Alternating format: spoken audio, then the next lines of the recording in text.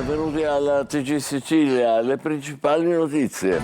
Alta tensione per un incendio alle porte di Santo Stefano Quisquina, comune montano dell'Agrigentino, evacuate oltre 100 persone. Le fiamme alimentate dallo scirocco hanno lambito il teatro cittadino e un eremo.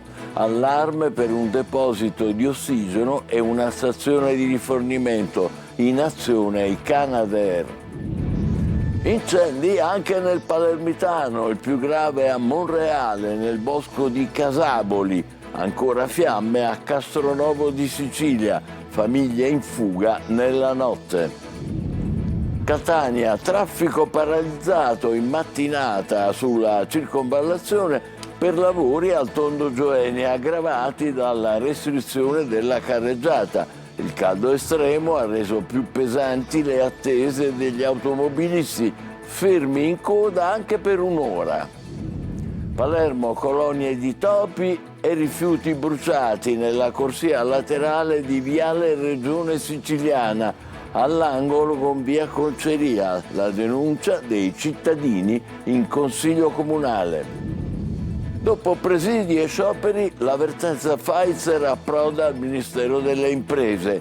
I sindacati chiedono di ritirare i 330 licenziamenti. Il governo, dice il ministro Urso, è pronto a fare la sua parte e invita la multinazionale a cercare altre produzioni per garantire l'occupazione.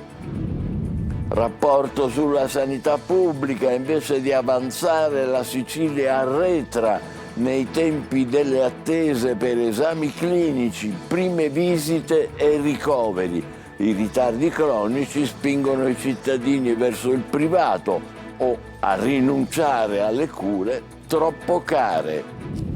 Musica, Angelina Mango stasera al Teatro Verdura di Palermo nella prima delle 2 tappe siciliane del tour Nina canta nei teatri. Ospite l'amico Marco Vengoni. Calcio, Catania attivo sul mercato, si rinforza in difesa con l'acquisto di Pagliai. In uscita Cargnellutti ceduto al Sorrento, mentre Di Noia è vicino alla San Benedettese.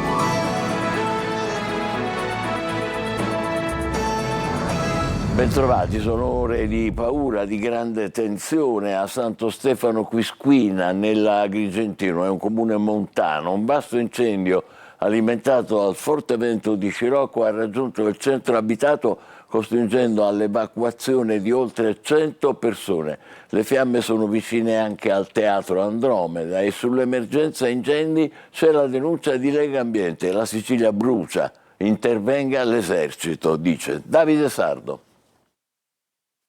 È stata una notte di paura a Santo Stefano Quisquina, comune montano in provincia di Agrigento. Il fuoco, spinto dal forte vento di scirocco, ha raggiunto il paese, mettendo in fuga decine di famiglie. Oltre 100 persone sono state evacuate in via precauzionale dalle contrade Canfuto e Bosco.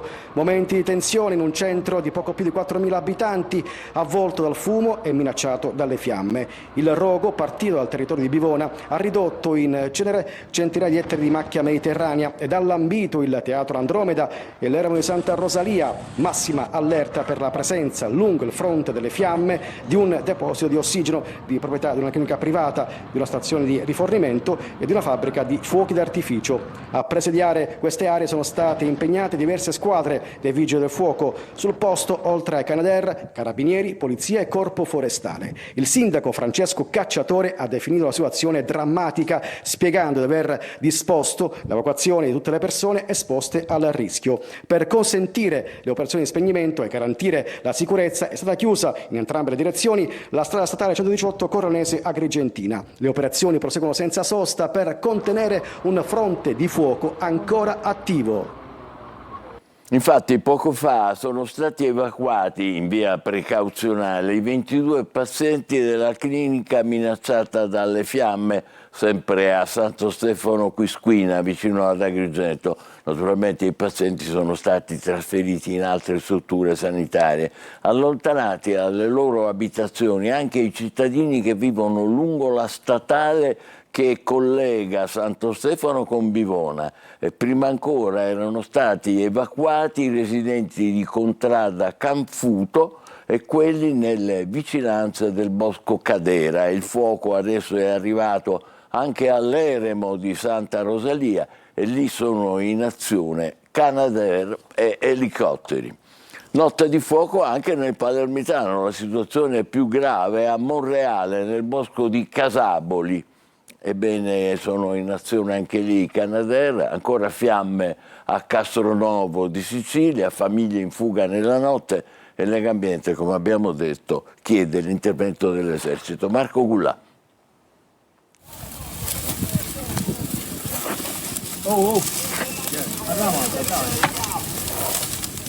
Una notte di fuoco, una notte di paura. Numerosi incendi si stanno propagando nelle ultime ore in diversi punti nella provincia di Palermo. L'incendio più vasto a Monreale, nel bosco di Casaboli. Evacuate abitazioni, gente in fuga nella notte. Con le fiamme alte e il vento che li proiettava verso qua nella casa, c'è la paura che arrivano qua. Il bosco di Casaboli continua a bruciare da ieri sera. Siamo nel territorio di Monreale, vigili del fuoco, forze dell'ordine, protezione civile, tutti impegnati in questo momento nello spegnimento delle fiamme. Che notte è stata? Una notte impegnativa. L'inferno, un inferno, case che bruciavano lì sopra, un inferno. Cioè lei praticamente ha dei terreni che sono andati tutti in fiamme. Tutto questo è mio. Tutto in fiamme. Critica la situazione anche in altri paesi dove oltre a Castronovo di Sicilia, ancora minacciata dalle fiamme, ci sono più squadre dei vigili del fuoco arrivate da Trapani e Messina, impegnate a Trabia, Casteldaccia e a Villagrazia di Carini. In città l'unico intervento dei vigili del fuoco riguarda Borgonuovo a causa del rogo scoppiato a tarda sera in via Modica, a 2 passi da Largo Pozzillo. L'incendio è partito intorno alle 23:30. Le fiamme hanno coinvolto palme e sterpaglie e hanno tenuto in allarme il quartiere per circa 3 ore. I forestali da settimane in prima linea nella lotta ai roghi e al disastro ambientale, che insieme naturalmente con la protezione civile e i vigili del fuoco, sono impegnati per salvare la Sicilia che brucia. Ma la carenza di organico e l'età media degli operatori, che si è fatta progressivamente più alta, rendono gli interventi sempre più difficili. Questa è la denuncia del sindacato della UIL, che si chiama in questo caso WILA, con Enzo Savarino, segretario generale in Sicilia, che chiede al più presto la riforma regionale dei forestali. E c'è stato un principio di incendio anche su un catamarano turistico nel mare tra Lingua e Santa Marina Salina, nelle Eolie. È intervenuta un'unità di soccorso dell'isola che in collaborazione con la Guardia Costiera di Lipari ha coordinato il trasbordo delle 10 persone che erano nell'equipaggio, che erano nel catamarano, compreso tutto l'equipaggio, e sono tutti illesi, grazie al cielo. Catania, traffico paralizzato in mattinata sulla circonvallazione per i lavori al Tondo Gioeni, aggravati dalla restrizione della carreggiata. Il caldo è esasperato, ha reso ancora più pesanti le code degli automobilisti, anche di un'ora. Eva Spampinato. La combinazione perfetta per mandare in tilt il traffico e la pazienza degli automobilisti. Fermi, immobili. Ed è pesante veramente con questo caldo. Il caldo asfissiante che avvolge Catania già dalle prime ore del mattino e la sorpresa di un tappo di auto alla circonvallazione hanno dato il buongiorno a migliaia di catanesi che non si aspettavano, in piena estate, con le scuole chiuse e senza comunicazioni precedenti, di trovare questa situazione già alle 7 del mattino. Almeno un'ora che siamo in fila. Non si circola e non si capisce niente. Cos'è accaduto? Ora siamo in periodo estivo, arriveremo comunque al periodo invernale dove riapriranno anche le scuole, la circolazione si bloccherà totalmente. Il motivo riguarda i soliti lavori all'altezza del Tondo Gioeni, quelli che vanno avanti già da tempo per il miglioramento del sistema di drenaggio urbano. Ma questa mattina, forse perché gli operai hanno superato la recinzione e scavato sulla strada costringendo a ridurre ancora di più la carreggiata, le condizioni viarie sono peggiorate. Bisogna farli di sera, questi lavori qua, in questa strada qua, come lei sa che lavora Antenna Sicilia, sa che confusione c'è sempre, perciò questi si organizzano e si fanno la sera. Lei lo sapeva che c'erano i lavori e ci sarebbe stato questo traffico? Completamente, non sapevo nulla.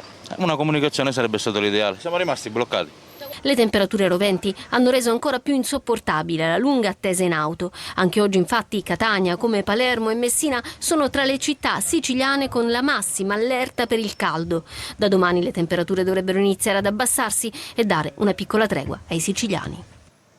Appunto, da Catania a Palermo, colonie di topi e rifiuti bruciati nella corsia laterale di Viale Regione Siciliana, all'angolo con via Conceria, quindi in pieno centro. La denuncia è dei cittadini in consiglio comunale. Il servizio è di Orazio Longo. Una vera e propria colonia di topi si vede nelle immagini. Liberi tra la spazzatura, i roditori si muovono in cerca di cibo che certamente non manca in quelle condizioni. Il luogo non è ameno, ma è la corsia laterale di Viale della Regione Siciliana a Palermo. Strada trafficatissima non solo da parte dei palermitani ma anche dei turisti che, atterrati a Punta Raisi, decidono di visitare Palermo o di dirigersi verso la parte orientale dell'isola. A denunciare sono i residenti della zona attraverso una nota presentata in consiglio comunale. A seguito di numerose segnalazioni ho trasmesso una richiesta urgente all'assessore all'igiene ambientale, ha scritto Massimiliano Giaconia, consigliere del gruppo misto, per denunciare la grave situazione igienico-sanitaria presente all'angolo con via Conceria. L'area da tempo è interessata dall'abbandono continuo di rifiuti successivamente incendiati, alimentando una situazione di degrado che favorisce la proliferazione di topi e insetti infestanti. Chiesta l'immediata bonifica dell'area, un intervento straordinario di derattizzazione e disinfestazione, l'intensificazione dei controlli per contrastare gli abbandoni e individuare i responsabili dei conferimenti illeciti e dei roghi, nonché l'installazione di sistemi di videosorveglianza e fototrappole. Ma quella di Palermo non è l'unica situazione del genere in una Sicilia troppo spesso vandalizzata da immagini impietose di spazzatura in bella mostra agli angoli di strada, con i topi potenziali portatori di malattie fin dentro casa, anche ai piani alti, visto che sono bravissimi a salire pure dai muri ripidi. Una situazione da più parti definita inaccettabile, che chiede interventi urgenti per il decoro e per la salute. Veramente impressionante. Restiamo a Palermo, dove c'è stata una rissa in pieno centro che è finita con l'aggressione a un commerciante che si è dovuto barricare dentro il suo negozio per sfuggire ai colpi di mazza. Maglio Viola. Attimi di paura nel tardo pomeriggio di ieri nel centro di Palermo, quando una rissa è esplosa all'improvviso all'ingresso di un esercizio commerciale di via Roma e ha causato il fuggi-fuggi generale di turisti e passanti. Per motivi ancora da accertare, la tensione era già salita fra un gruppo di giovani e il titolare dell'esercizio commerciale. La prima discussione animata fra due persone all'esterno del locale e il commerciante è però degenerata all'arrivo di una quarta persona che, senza parlare, ha subito colpito l'uomo mentre uno dei protagonisti della discussione cercava di tenere distanti i due contendenti. L'aggressore, poi allontanatosi per qualche istante, è tornato armato di mazza e a quel punto è scattato il fuggi-fuggi, mentre il commerciante si è barricato dentro il negozio con i tre al di fuori che picchiavano sulla vetrina. L'intera scena è stata ripresa dalle telecamere di sicurezza e il video è adesso sottomesso a disposizione dei carabinieri che stanno conducendo le indagini. È stato proprio l'arrivo della gazzella dell'arma ad interrompere la rissa e far disperdere i partecipanti. Da ricostruire i motivi della tensione scoppiata fra i quattro, soprattutto l'identità degli aggressori. Tra Calabria e altre regioni c'è stata una maxi operazione dei carabinieri contro il traffico di droga. 35 misure cautelari fra la stessa Calabria e altre regioni, Sicilia compresa, con arresti a Catania, Palermo, Trapani, Caltanissetta. È stato scoperto il transito di 300 kg di coca dal porto di Gioia Tauro. Catania, operazione Abisso, atto secondo. 6 arresti della Guardia di Finanza per traffico di droga ancora. Gli affari tra Catania, la Calabria nuovamente e questa volta anche Malta. Emanuela Corsi. Sicilia, Calabria e Malta, con base logistica a Catania. Questo è il triangolo del traffico transnazionale di droga scoperto dalla Guardia di Finanza del capoluogo etneo, che all'alba ha portato a 6 nuovi arresti nell'ambito dell'operazione Abisso. Sale così a 21 il numero delle persone in carcere dopo i provvedimenti emessi dal GIP ed eseguiti lo scorso 15 giugno. 700.000 euro la somma dei beni confiscati. Le indagini condotte dal GICO della Polizia Economico-Finanziaria hanno smantellato un'associazione criminale dedita al traffico di cocaina, hashish e marijuana, composta da alcuni uomini vicini al clan Cappello Bonaccorsi, che si sarebbero occupati anche di rifornire il gruppo Borgata del clan Santa Panagia di Siracusa. Questo secondo filone d'inchiesta ha portato all'arresto di altri 4 catanesi coinvolti nel traffico con Malta e di 2 calabresi collegati al tentato recupero in mare al largo di Catania di 2 tonnellate di cocaina.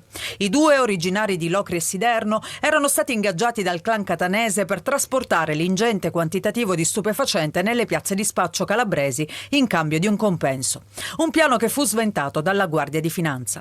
I 6 indagati sono stati tradotti in carcere con l'accusa di produzione, traffico e detenzione illecita di sostanze stupefacenti. A Palazzolo Acreide, nel Siracusano, assalto nella notte a una gioielleria con un Caterpillar che ha sfondato l'ingresso del negozio nel centro storico. La banda di una decina di persone, una volta aperto il varco, in pochi minuti ha portato via il bottino, migliaia di euro. Intimidazione al sindaco Franciglia di Furcisiculo, vandalizzata la sua auto, e con la reazione di Franciglia sui social. Vorrei dire a questa che ha pensato di passarsi il tempo strisciandomi la macchina con una chiave, che non risolve i suoi problemi in questo modo, anche perché penso di fare solo del bene dalla mattina fino alla sera, perché è evidente che è stato fatto con la voglia, l'astio e la cattiveria di creare un danno. Quindi vieni a parlare con me, ti accolgo e vedo di capire quali sono i tuoi problemi e cerco pure di risolverli. Dopo presidi sindacali e scioperi, l'avvertenza Pfizer è approdata al Ministero delle Imprese a Roma. I sindacati chiedono di ritirare i licenziamenti dei 330 dipendenti e il governo ha invitato a cercare una soluzione industriale. Lorena Dolci. Salvare 330 posti di lavoro è questo il primo obiettivo, ma sul tavolo di confronto c'è anche il futuro della Pfizer. Dopo giorni di sciopero, i lavoratori sono volati a Roma per presidiare dall'esterno il tavolo del MIMIT, il Ministero delle Imprese e Made in Italy. Qui si sono seduti per la prima volta i rappresentanti dell'azienda farmaceutica e le organizzazioni sindacali che intravedono uno spiraglio. Registriamo un impegno forte da parte del Ministero e del Ministro Urso in particolare, che ci fa ben sperare in questa soluzione. Ci siamo dati già appuntamento a settembre, perché Pfizer ha bisogno di parlare con casa madre. Purtroppo non ci continuiamo a fidare dell'azienda che al tavolo è venuta leggendo un copione che non è altro che una procedura già letta, vista e rivista.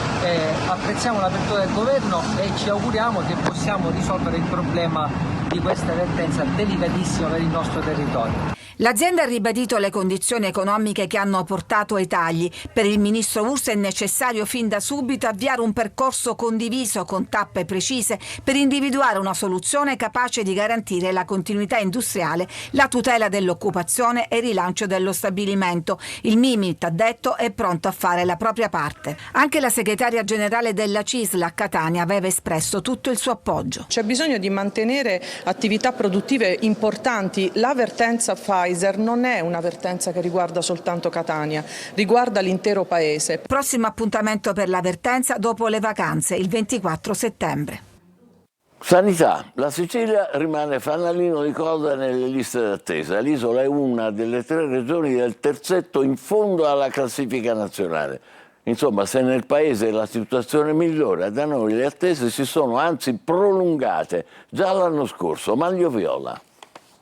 Invece di avanzare, la Sicilia arretra nelle liste d'attesa per esami clinici, prime visite e ricoveri. È quello che racconta il rapporto della GENAS, l'Agenzia Ministeriale per il Controllo della Sanità Pubblica nelle Regioni. Nel primo semestre 2026 la sanità siciliana registra infatti un preoccupante arretramento nei tempi delle liste d'attesa, soprattutto per visite ed esami, in controtendenza rispetto al parziale miglioramento nazionale rilevato negli stessi dati. L'isola è nel terzetto di regioni di coda della classifica generale. Il rapporto evidenzia gravi difficoltà strutturali con ritardi cronici che aggravano la mobilità passiva e spingono dunque i cittadini verso il settore privato o la rinuncia alle cure per chi non può permettersi esorbitanti esborsi. Nelle prime visite nel 2025 la Sicilia arretra addirittura di 7 punti percentuali, per gli esami diagnostici di 4 punti percentuali. I tempi vengono rispettati in meno del 72% dei casi urgenti. Non è un caso se il 2025, l'anno preso in esame in questi dati, è lo stesso dello scandalo degli esami istologici in ritardo nel Trapanese, una storia che ha fatto il giro d'Europa come esempio di sanità che non funziona. La regione siciliana ha già messo in campo una strategia che prevede il potenziamento dei Sovracup, ovvero il sistema regionale di prenotazione telefonica, sull'esempio dei centralini messi in campo durante l'emergenza Covid con l'attivazione di un numero unico 116 117 al quale rivolgersi per tutti i temi sanitari non in emergenza. Nel triennio 2026-2028 ci sono già oltre 6 milioni di euro, ma il sistema non riesce a decollare e potrebbe essere già insufficiente nel momento in cui partirà. Fermare la chiusura dei negozi di quartiere e ridare vita ai centri storici e ai piccoli centri urbani in Sicilia come in tutta Italia è la proposta di legge di iniziativa popolare di Confesercenti. Desirée Ferlito. Fermare la progressiva scomparsa dei negozi di vicinato e restituire centralità al commercio locale. E questo è l'obiettivo della proposta di legge di iniziativa popolare promossa da Confesercenti Sicilia, che punta a rilanciare il tessuto economico e sociale della città attraverso misure dedicate alla rigenerazione urbana e ai servizi di prossimità. Da maggio ufficialmente è stata avviata la raccolta delle 50.000 firme necessarie per portare la proposta all'attenzione del Parlamento e ad oggi ne sono state raccolte già circa il 20%. Per presentare l'iniziativa, Confesercenti Catania ha convocato un incontro istituzionale con i sindaci dei comuni della città metropolitana, chiamati a confrontarsi su una strategia condivisa per sostenere le attività commerciali, contrastare la chiusura delle botteghe storiche e rafforzare il ruolo del commercio di quartiere. Tra le principali misure, le zone economiche speciali di prossimità, le cosiddette ZES Pro, che sono strumenti che attiveranno politiche mirate di rilancio del commercio attraverso incentivi fiscali, sostegni finanziari e semplificazioni amministrative. L'obiettivo finale è costruire una rete tra istituzioni, imprese e comunità locali per invertire il declino del commercio di prossimità e restituire ai quartieri servizi, vitalità e nuove opportunità di crescita. Musica, Angelina Mango stasera al Teatro Verdura di Palermo nella prima delle 2 tappe siciliane del tour Nina canta nei teatri. Con lei l'amico Marco Mengoni, ancora Desirée Ferlito.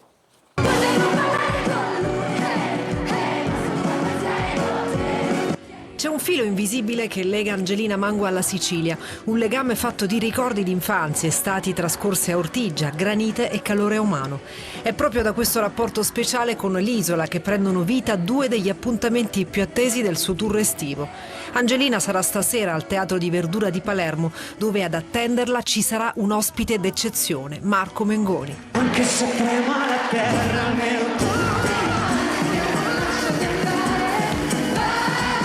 Venerdì 24 luglio sarà la volta di Taormina al Teatro Antico, al suo fianco ci sarà Tedua.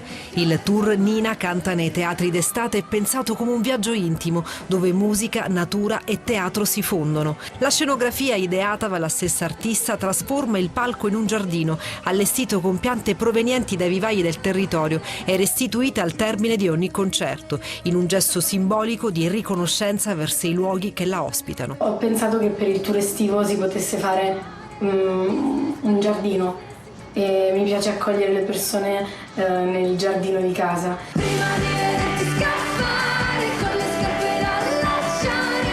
Sul palco i brani dell'album Caramè e i successi che hanno segnato la sua carriera, in uno spettacolo che racconta crescita, fragilità e rinascita. Mi sento super affamata di tornare sul palco e ogni volta che faccio una data non vedo l'ora di salire sul palco nuovo e questa è una sensazione bellissima, devo dire. Un ritorno accolto con entusiasmo dal pubblico, quello di Angelina Mango, che oggi la vede più autentica e determinata che mai.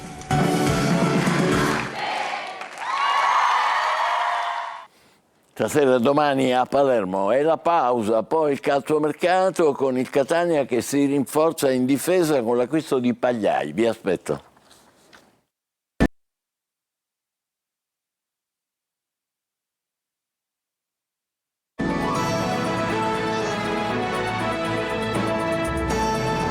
Calciomercato, il Catania si rinforza in difesa con l'acquisto di Pagliai, ceduti Carnielutti e Di Noia. Sergio Colosi. Gabriele Pagliai, 24 anni, è il nuovo calciatore del Catania. L'accordo pluriennale con il terzino destro si concretizza dopo un lungo inseguimento durato 1 anno e mezzo. Decisivo Longo, che ha parlato più volte con il ragazzo dopo averlo valorizzato con il Picerno. Nella scorsa stagione, con 25 presenze e un gol a Perugia nell'Ascoli promosso in B, il definitivo salto di qualità e ora l'approdo al Catania. 3 campionati a Picerno in Serie C, 2 in D con Novara e Casarano. Pagliai lunedì ha sostenuto le visite mediche prima dell'allenamento al Massimino. Carnielutti è un giocatore del Sorrento. Di Noia è vicinissimo alla San Benedettese. Tra cessioni, contratti scaduti, prestiti e risoluzioni consensuali funziona la cura dimagrante del Catania, che ha alleggerito il proprio organico e continuerà a farlo. C'è poi la seconda fase, quella dei rinforzi, per un salto di qualità ed essere protagonista nella prossima Serie C. I tempi sono ristretti, lunedì prossimo la partenza per la seconda fase del ritiro a Norcia. Oggi e domani doppia seduta al Massimino, venerdì 24 un solo allenamento. Ad una settimana dall'apertura della campagna Essere Catania, la società ha comunicato che i tifosi hanno sottoscritto 1558 abbonamenti. Ci fermiamo qui, grazie, buon pomeriggio.